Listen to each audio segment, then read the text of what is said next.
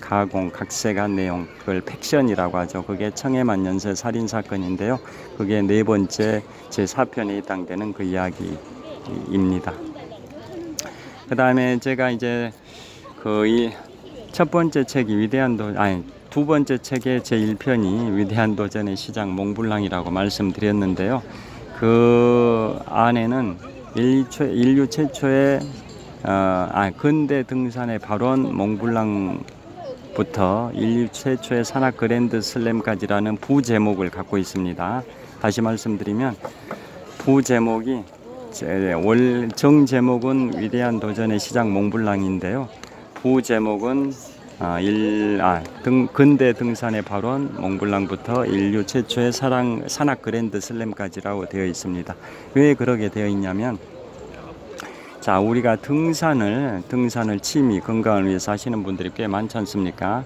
등산은 과거에는 높은 산은 신들의 영역이고 또 거기 오르게 되면 신의 영역을 침범한 걸로 생각을 해서 거기에 올라가게 되면 뭐 죽음을 초래한다, 뭐 살아서 돌아오지 못한다, 뭐 이런 식으로 높은 산들은 경외의 대상, 두려움의 대상이었습니다.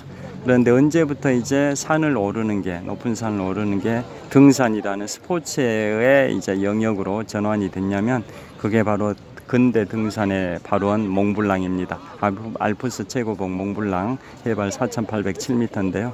제가 12년 전에 그 몽블랑을 조망할 수 있는 에기디 미디 전망대, 거기 해발 3,842m 고지까지 가족 여행을 간 적이 있습니다.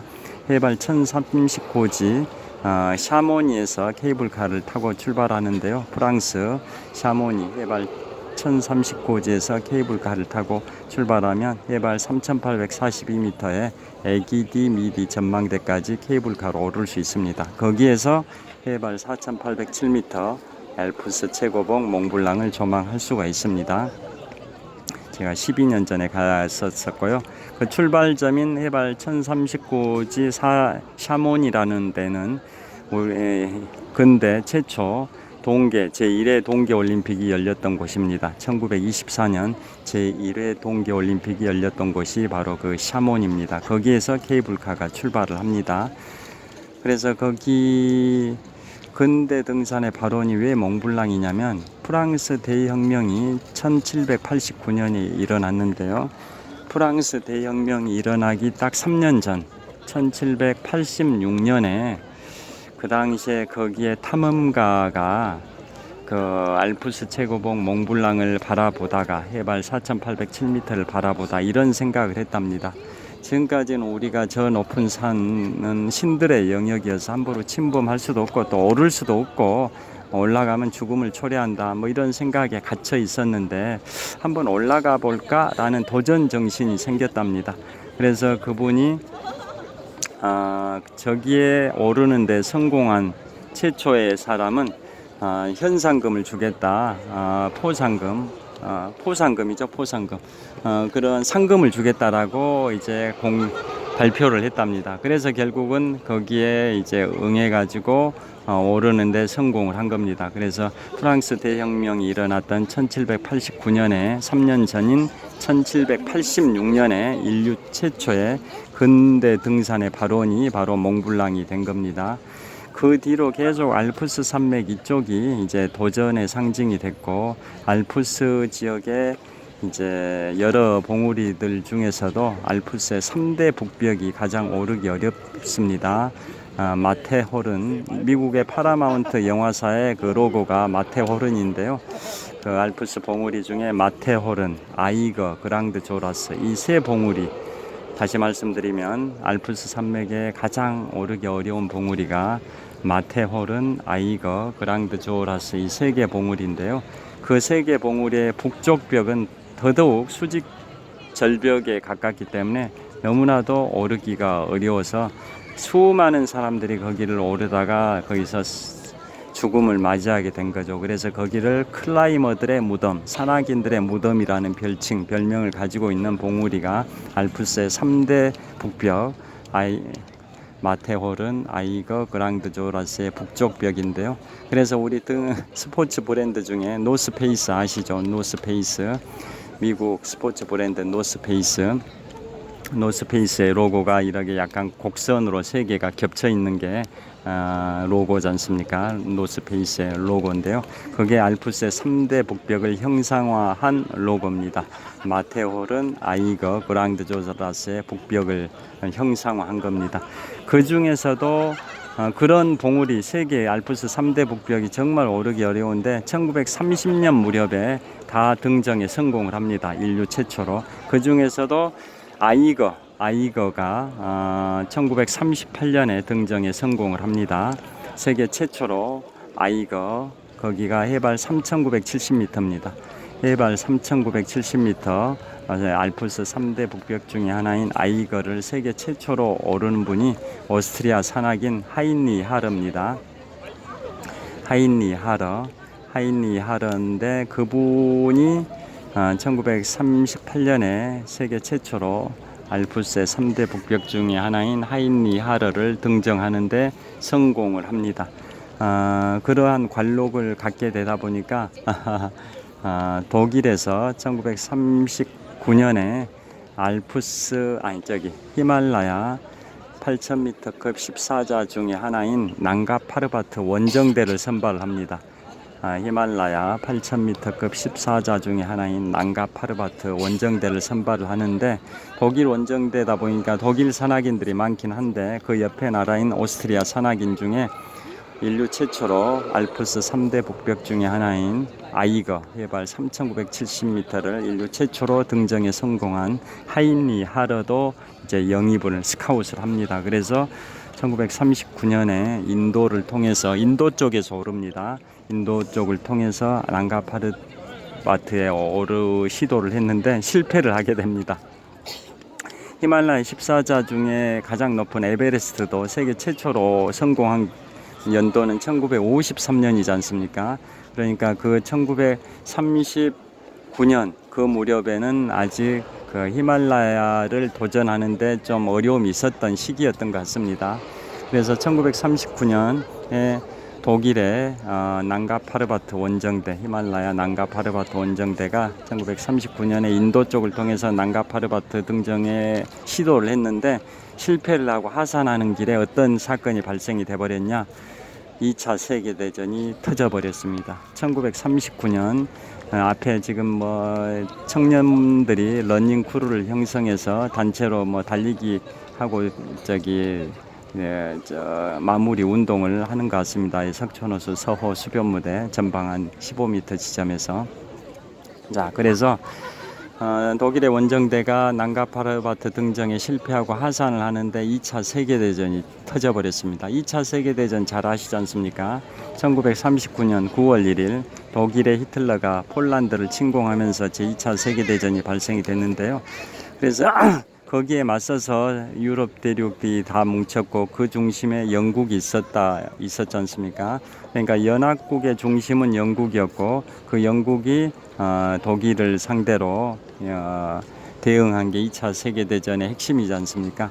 그래서 독일의 원정대가 난가 파르바트 등정에 실패하고 인도 쪽으로 하산하니까 인도를 지배하고 있던 국가가 바로 영국이지 않습니까? 영국의 식민지가 인도지 않습니까? 그래서 그 인도를 지배하고 있던 영국군이 난가 파르바트의 독일 원정대를 생포를 합니다. 그래서 인도에 있는 영국군 수용소에 구금을 합니다. 그래서 거기에 5년 동안 갇히게 됩니다. 그 독일 원정대가. 그런데 5년 후에 탈출을 합니다. 그게 1944년 2차 세계대전이 끝나기 1년 전인데요. 1944년에 탈출을 합니다. 그 중에서 그 알프스 3대 북벽 중에 하나인 아이거를 1938년에 세계 최초로 올랐던 오스트리아 산악가 하인리 하러도 포함이 되어 있었죠. 탈출을 하죠. 그래서 그 하인리 하러는 히말라야를 넘어서 티벳으로 들어갑니다. 티벳에 가가지고 티벳의 정신적 지도자를 달라이 라마라고 하지 않습니까? 달라이 라마의 스승이 됩니다. 하인리 하러가 1944년 영국군 수용소에서 탈출해서 히말라야를 넘어서 티벳으로 가가지고 티벳의 정신적 지도자 달라이 라마의 스승이 됩니다. 그래서 그 1944년부터 7년 동안 7년이니까 1951년까지 총 7년 동안 하인리 하르는 티벳에 머물면서 달라이 라마의 스승을 하게 되는데요. 그러고 나서 고국으로 돌아가서 쓴 책이 티벳에서의 7년입니다. 티벳에서의 7년. 영어로는 Seven Years in Tibet입니다. Seven Years in Tibet. 그 책을 썼습니다. 그게 영화로 만들어진 게 실화를 바탕으로 한 그런 책인 거죠. Seven Years in Tibet. 티벳에서의 7년. 그게 영화로 만들어진 게 1997년 무렵입니다. 1997년. 지금부터 한 25년 전이죠. 1997년 그 무렵에 브래드 피트 주연 영화 배우 안젤리나 졸리의 전 남편이죠. 브래드 피트 주연의 티벳에서의 7년입니다. Seven Years in Tibet. 그게 영화로 만들어졌습니다. 그 브래드 피트가 바로 이제 아이거 세계 최초 등정자인 하인리 하러 역할을 하는 겁니다. 그리고 그 하인리 하러는 이제 고국으로 1951년에 고국으로 돌아가서 그 책을 썼고요. 그 다음에 1962년에는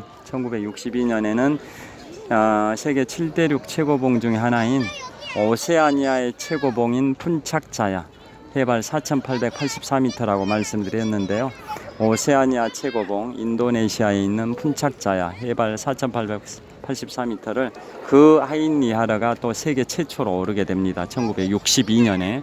그러니까 하인리 하러는 1938년에 알프스 3대 복벽 중에 하나인 아이거 해발 3,970m를 세계 최초로 올랐었고 티벳에서의 7년 티벳에서의 달라이 라마 스승 역할을 또 7년을 했고 또 1962년에는 오세아니아 최고봉 푼착자야를 즉 해발 4,884m 푼착자야를 세계 최초로 오르게 됩니다. 그런 역사를 갖고 있습니다. 그 다음에 마지막으로 이제 마무리를 하도록 하겠습니다. 저를 한번 또 여기에서 또 찍어 보도록 하겠습니다. 저 밑으로 좀 내려가서 찍어 보겠습니다.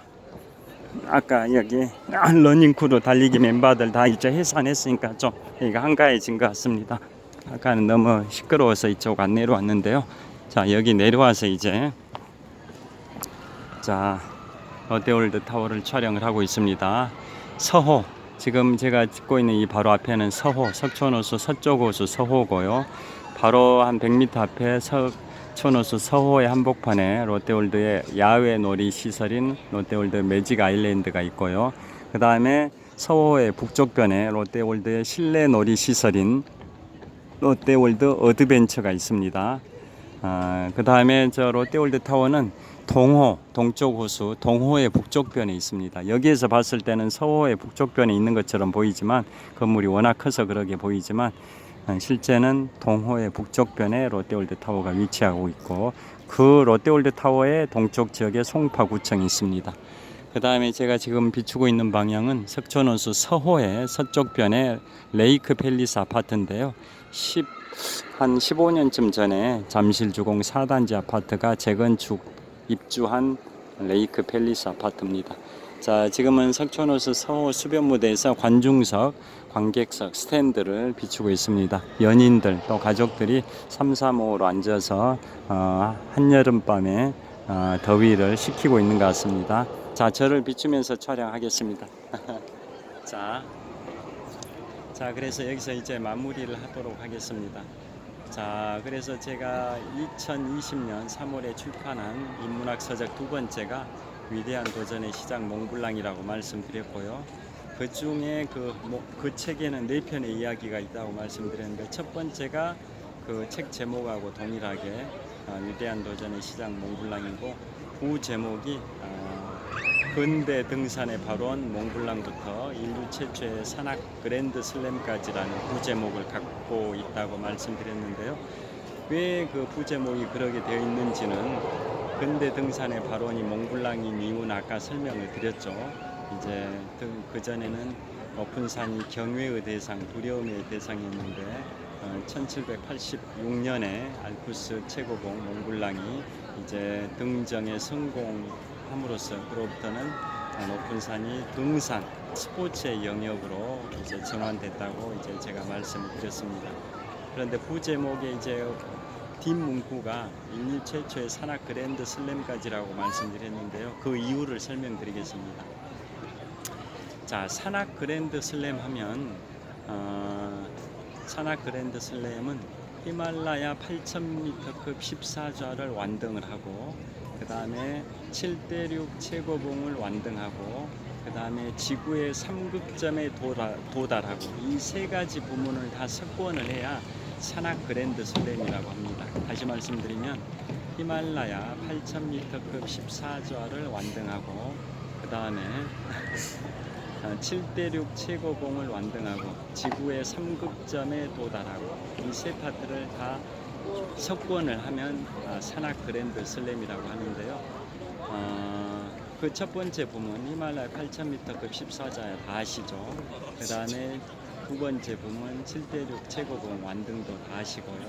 마지막으로 지구 3극점 도달은 뭐냐면, 지구의 육지에서 가장 높은 지역인 에베레스트, 해발 8,848m, 에베레스트에 오르는 것, 그 다음에 남극점에 도달하는 것, 또 북극점에 도달하는 것, 이 세 군데를 지구 3극점이라고 합니다.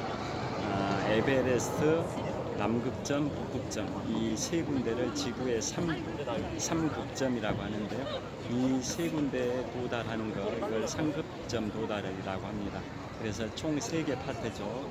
히말라야 8,000m급 14좌 완등, 7대6 최고봉 완등, 지구 3극점 도달, 이 세 파트를 다 석권하면 산악 그랜드 슬램인데요. 그걸 세계 최초로, 인류 최초로 한 분이 고 박영석 대장님이십니다. 1962년생이신데요. 그분이 우리나라 산악인 고 박영석 대장님이 인류 최초로 산악 그랜드 슬램을 달성을 하셨습니다. 그걸 2005년도, 지금부터 17년 전이죠. 2005년도에 인류 최초로 산악 그랜드 슬램을 달성하신 분이 고 박영석 대장님이신데요. 그 정도로 위협을 달성하셨으면 그냥 편하게 쉬실 수도 있는데, 끊임없는 도전 정신을 발휘를 하셔서 히말라야의 여러 봉우리의 코리아 루트를 개척하시기 위해서 2009년도에는 안나푸르나, 그 다음에 2011년도에는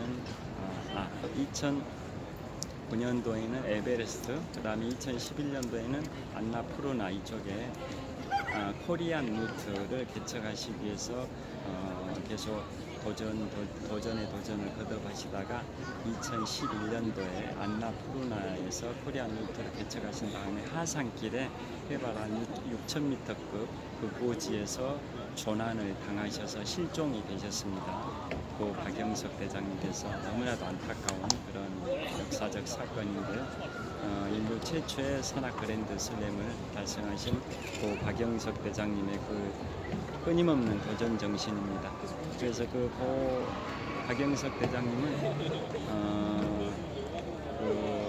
인류 최초의 산악 그랜드 슬램을 달성하시다 보니까 편하게 사실 수도 있는데도 불구하고 그 도전 정신을 계속 발휘하시면서 코리안 루트를 개척하시다가 그러게 2011년도에 안나푸르나에서 실종이 되신 겁니다. 등산에는 등정주의와 등로주의가 있습니다. 등정주의는 오직 정상을 등정하기 위해서, 꼭대기를 오르기 위해서 목표만 생각하고 오르는 것을 등정주의라 하고요. 그에 반해서 등로주의라는 것은 정상에 오르는 게 목표이긴 하지만은 새로운 길을 개척하면서 올라가는 겁니다. 기존의 등반가들이 개척해 놓은 정해진 그런 길, 루틴한 루트를 타고 올라간 게 아니라 새로운 길을 개척해 가면서 올라가는 것을 등로주의라고 합니다. 오를 등자 길로자에서 등로주의. 정상만을 목표로 하는 것은 정상 정자에서 등정주의, 오를 등자 정상 정자에서 등정주의라는데요. 고 박영석 대장님은 등정주의자가 아니라 등로주의자다 보니까 정상 정복도 중요하지만 새로운 길을, 루틴한 길이 아니라 새로운 길을 개척하면서 올라가시는 그런 등로주의자셨다고 합니다. 그래서 인류 최초로 2005년도에 인류 최초로 산악 그랜드 슬램을 달성하시는 그 위협을 달성하셨는데도 편하게 사시지 않고 계속 히말라야, 그 에베레스트나 안나푸르나의 코리안 루트 새로운 길을 개척하시다가 2011년에 안나푸르나 코리안 루트 개척 도중에 6,000m급에서 사망을 실종이 되셨었습니다. 너무나도 안타깝고 가슴 아픈 그러한 역사적 사건입니다. 그래서 그분의 도전 정신을 기리기 위해서 지금 서울 월드컵 경기장 옆에 노을공원과 하늘공원이 있는데요. 거기에 박영석 기념재단에서 박영석 산악 체험 문화센터인가 거기에 2층짜리 건물인가 건립을 해가지고 1층은 인공 암벽 등반장도 만들어 놓고 2층은 박영석 대장님의 그러한 일품들도 전시해 놓고 그렇다고 합니다. 여하튼 지금까지 7대6 최고봉 더 세븐 서미츠에 관하여 말씀드렸었고 인류 최초의 산악 그랜드 슬램 달성에 관하여도 말씀드렸습니다. 그리고 하이니 하러의 알프스 3대 북벽 중에 하나인 아이거 등정 세계 최초 등정과 오세아니아 최고봉 푼착자야 세계 최초 등정에 관하여도 말씀드렸고요. 그 중에서도 가장 상세하게 설명드린 파트는 북미의 최고봉 데날리봉 등정에 관하여 상세하게 말씀을 드렸습니다. 자, 계속 롯데월드타워 123층 555m 높이의 롯데월드타워를 촬영하고 있는데요. 높이 기준 세계 5위 규모고 OECD 국가에 있는 건물 중에서는 가장 높은 건물이라고 합니다. 자, 이쪽 방향에서도 한번 촬영해 보도록 하겠습니다. 자, 지금까지 장시간 시청해 주셔서 감사합니다. 현재 시각은 대략 한 2022년 7월 15일 금요일이죠. 금요일 한 9시 정도 됐을 것 같습니다. 자, 오늘도 평안한 밤 되시길 빌겠습니다. 시청해 주셔서 감사합니다. 화이팅! 자, 롯데월드타워를 촬영하고 있습니다. 자, 감사합니다.